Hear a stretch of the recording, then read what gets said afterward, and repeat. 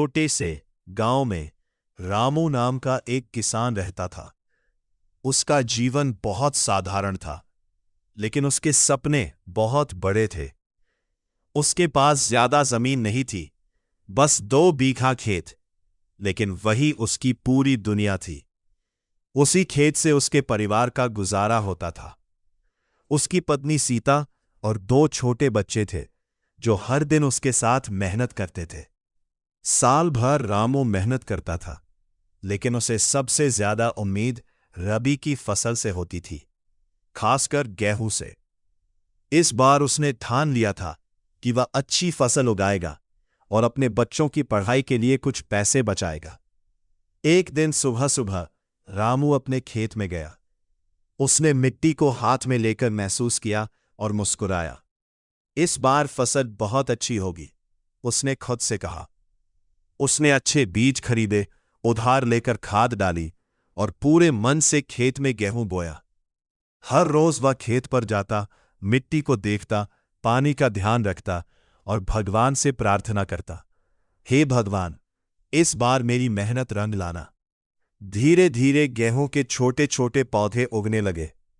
हरे भरे पौधों को देखकर रामू की आंखों में चमक आ जाती थी। उसके बच्चे भी खुशी से, इस बार हम नया बैग खरीदेंगे ना? रामू हंसकर कहता, हाँ बेटा, जरूर खरीदेंगे। समय बीतता गया और फसल बड़ी होती गई। पूरा खेत सुनहरे सपनों की तरह लगने लगा था। रामू को यकीन था कि इस बार उसकी किस्मत बदलने वाली है, लेकिन किस्मत को शायद कुछ और ही मंजूर था। एक दिन आसमान अचानक काला हो गया। तेज हवाएं चलने लगी। गांव के लोग घबराने लगे। लगता है बारिश आने वाली है, किसी ने कहा। रामू ने आसमान की ओर देखा और चिंता में पड़ गया।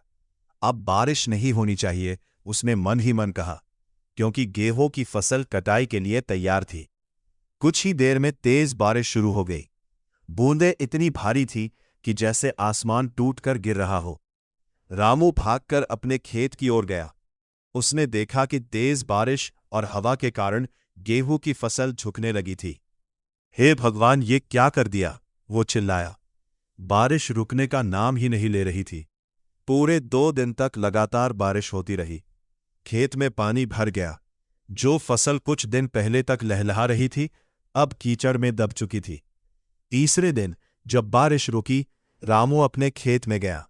उसकी आंखों के सामने जो दृश्य था, उसे देखकर उसका दिल टूट गया। पूरी फसल बर्बाद हो चुकी थी। वह मिट्टी में बैठ गया और उसके हाथ कांपने लगे। मेरी सारी मेहनत सब खत्म हो गया। उसकी आंखों से आंसू बहने लगे। गांव के दूसरे किसान भी आए। सबकी हालत लगभग एक जैसी थी। इस बार भगवान ने बहुत बड़ा इम्तिहान लिया है, एक बूढ़े किसान ने कहा। रामू चुप था। उसके मन में कई सवाल थे। अब घर कैसे चलेगा? बच्चों की पढ़ाई का क्या होगा? उधार कैसे चुकाएगा? वो घर लौटा तो उसकी पत्नी सीता ने उसकी आंखों में आंसू देख लिए। फसल? उसने धीरे से पूछा। रामू ने सिर झुका लिया। सब खत्म हो गया। कुछ देर के लिए घर में सन्नाटा छा गया। बच्चे भी चुप हो गए। लेकिन तभी सीता ने रामू का हाथ पकड़ा और कहा, हिम्मत मत हारो, तुमने मेहनत की है। भगवान मेहनत करने वालों को कभी खाली नहीं छोड़ता। उसकी बात सुनकर रामू ने गहरी सांस ली।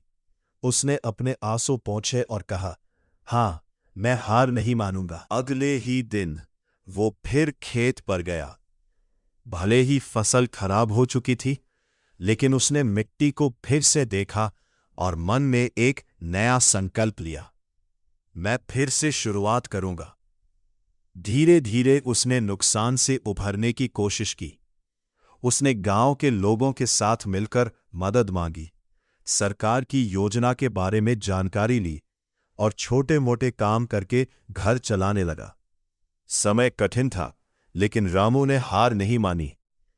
कुछ महीनों बाद जब नया मौसम आया, उसने फिर से अपने खेत में बीज बोए। इस बार उसके चेहरे पर पहले जैसी चिंता नहीं थी, बल्कि एक नई उम्मीद थी। उसने आसमान की ओर देखा और मुस्कुराया। इस बार जो होगा देखा जाएगा, लेकिन मैं कोशिश करना नहीं छोड़ूंगा। रामू की कहानी हमें यह सिखाती है कि जीवन में मुश्किलें जरूर आती हैं, लेकिन जो इंसान हिम्मत नहीं हारता वही असली जीत हासिल करता है।